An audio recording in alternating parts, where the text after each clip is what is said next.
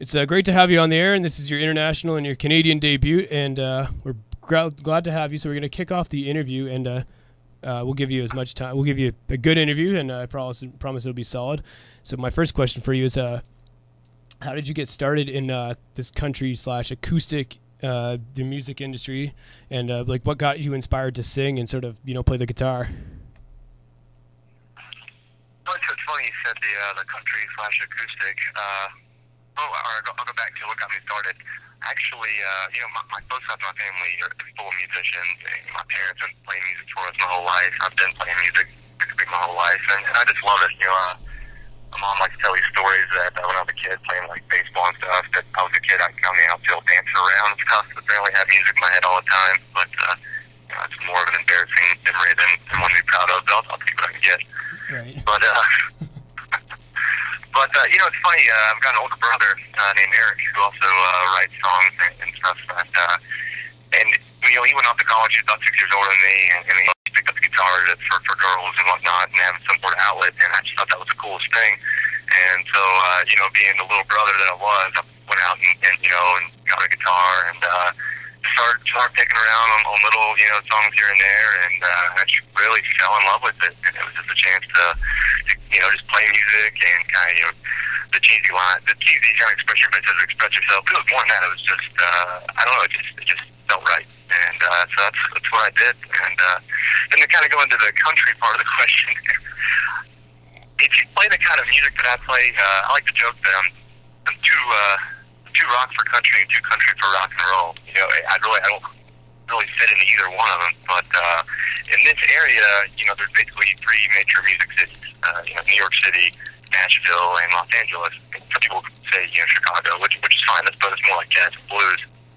But for like the kind of stuff that I do, and I'm more of a songwriter nowadays than anything else. You have to go to Nashville, and I love Nashville. But the problem with going to Nashville is you need to write, country music, and and that's fine because I love country music. But that was what kind of got me into the country scene a bit. But I don't go full on country necessarily. It's more of my own version of country, if you will. It's acoustic. It's me, I guess, in short. And I love writing songs and I love playing music, and I do it to the day I die if I'm lucky enough to be that lucky. And it's interesting that you bring up that it's sort of your own style, because when you write that what you sound like, it's interesting that you put yourself and you compare yourself to Matchbox 20, because it does sound like a bit like Matchbox 20 sometimes, which is pretty cool. Well, my next question for you, and it's kind of a funky question, is you're from Huntington, West Virginia, and if you don't, it's the home of Marshall University, which is pretty famous these days for the movie and whatnot. What's it like being from West Virginia and being an artist? I mean, we have it tough up in here in Canada. I have a lot of Canadian artists that come on and they say, it's tough because we're in Canada and we don't get the attention that, the U.S. gets. But I mean, I can imagine being in a place where, music isn't generally one of the key points of West Virginia. It must be difficult for you to kind of get the attention that maybe you deserve or you need. No, I love being a musician from West Virginia and from Huntington. I actually, I'm from outside of Huntington, about 30 minutes outside, but I went to Marshall University. The funny part is I actually graduated with a bachelor's in computer science. So, if anybody needs an IT guy, hit me up on Facebook. But, right on. There you go. Yeah.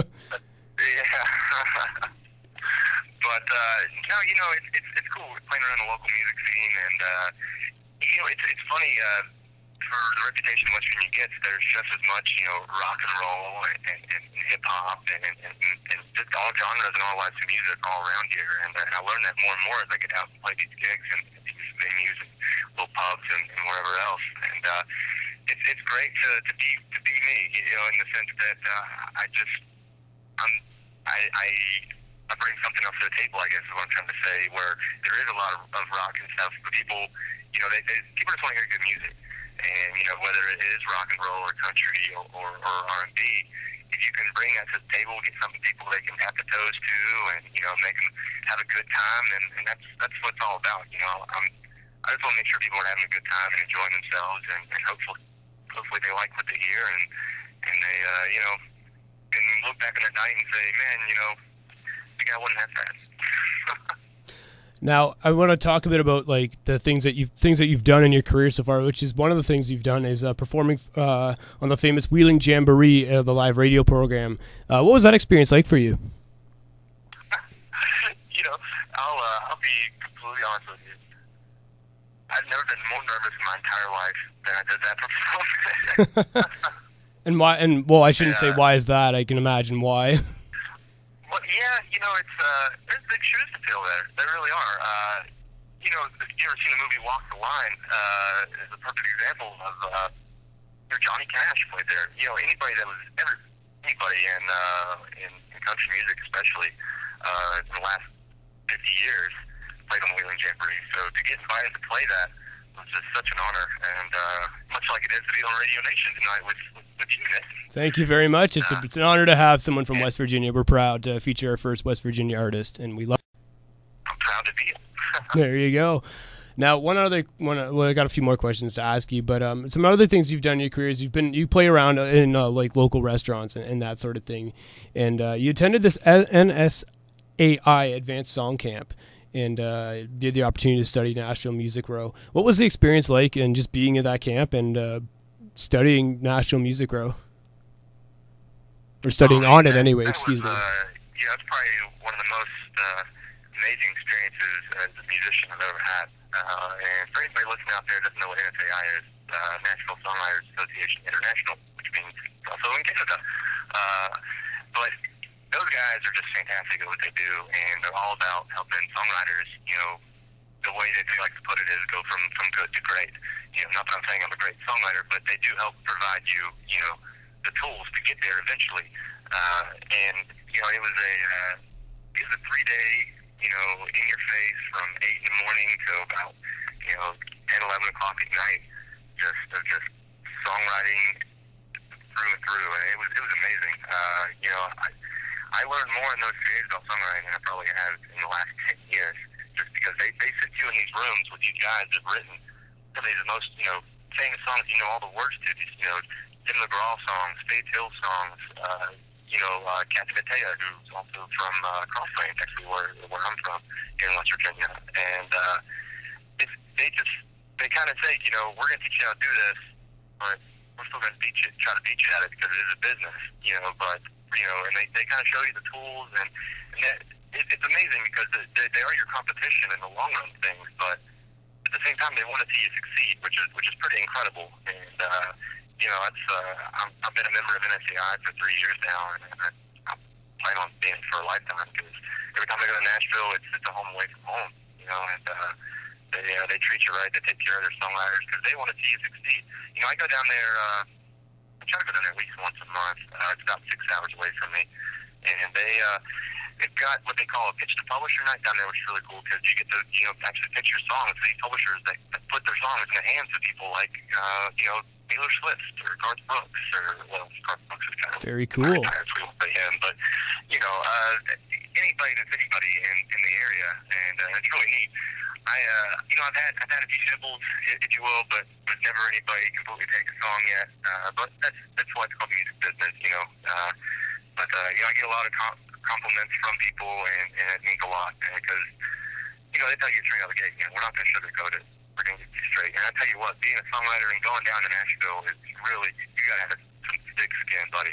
Or you know, which I honestly I didn't, but it's built up over time, that's for sure, over the last couple of years, because they'll give it to you straight, they'll smile right to your face, but and tell you they don't like your song, but that's okay, you know, because it just means you want to work even harder, write a better song, go back down and see if you can try again. So it's half the fun, half the battle, you know, it makes it worth it. It makes it really feel like sense of accomplishment when you do something, and people love it, you know. It's like playing music around here, man. When I had people come up to me after a show and just tell me how much they enjoyed it and how much they like my originals and, you know, things of that nature. It's there's no compliment higher than that. It just really makes my day and makes my month, I should say.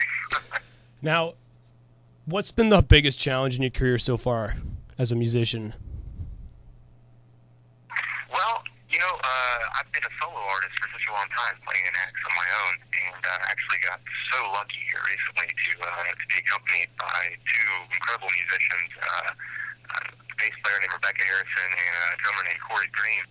who are both music, graduated from the School of Music from Marshall University also, and they're just phenomenal what they do. And we got to play our first show together this last Friday night, and it was night and day, because there's a lot of complications come with being, playing by yourself. It's harder to get, booked for so many gigs because people, they want music you can dance to. And who doesn't love to dance, But, to do that, you got to have a full band, or you need to be, a DJ or playing hip-hop or something. So, that's really opened up some doors, and it's, exciting in that sense. But other than that, trying to pitch songs has been a really big, challenge, I should say. But I think it keeps me on my toes, because I'm always trying to write a song that's better than the last one. And hopefully one day I'll write a song that pays for my house. Well, we hope so too, for your sake. And we like to promote artists here, and we always try to bring in different people on the show, and it's a lot of fun to have you on. So let's talk a little bit about your music before we end off the interview.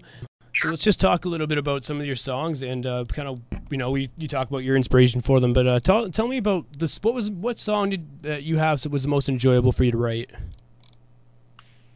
Most enjoyable for me to write? Oh, that's a tough question, actually. It's strange. There's certain songs that I've written that I did in one sitting, and there are other ones that took me 3 months. I've got a song called Hillbilly Senorita, written more or less in one sitting. The lyrics and everything. It's just a good old, fun, laid-back song. And I had a lot of fun writing it, and I love playing it and performing it because it's got a break in the chorus. It says Strawberry Margarita, and so when we play shows, we get everybody to, make sure they raise their glass up in the air, and the whole crowd yells Strawberry Margarita, and everybody has a lot of fun. It gets the crowd some interaction. But then, I have a slower song called Dear Beautiful that honestly probably took me about 3 months to get it to the point where it's at, where I recorded it. I'd say the song I'm probably the most proud of is still one of the first songs I ever wrote and recorded, I should say. And it's called Some Nice Days. It's, I tend to try to write stories with my songs. I've always been told, and I've learned from all these camps that, that trying to write a story and paint a picture is a songwriter's job. It's your soul, the biggest duty to your listener is to have something they can relate to, and they can paint that picture in their head and just enjoy it, or as long as it sparks some sort of emotion, whether it sparks, happiness, sadness, anger, whatever. If you strike that sort of emotion, then you're doing your job right. And, I feel like Some Nice Days really kind of does that. It tells a story of a woman who's just had a hard life, but, she just keeps on pushing on and hopes for the best. And, it's kind of, I think some people out there can definitely relate to that. And I think, all of us at one point in time in our lives can, so. Last and final question, where do you see yourself heading in the future? What's next for you in your career right now? Well, I'm going to keep playing.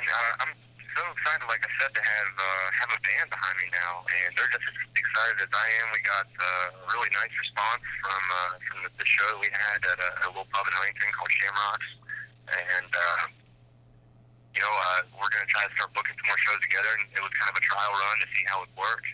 So I'm going to try to get these guys going. We're going to get together. I'm going to keep writing songs and hopefully record it. And, who knows, maybe we can make a road trip up to Toronto, and we can do another interview up there with you sometime in person for a change. You're always welcome to do that. Well, thanks a lot for joining us on the show, and we'll be playing, we're going to play Some Nice Days, and we're going to play all your songs eventually on the air, so it'll be a lot of fun. You'll get some exposure up here in Canada and across North America.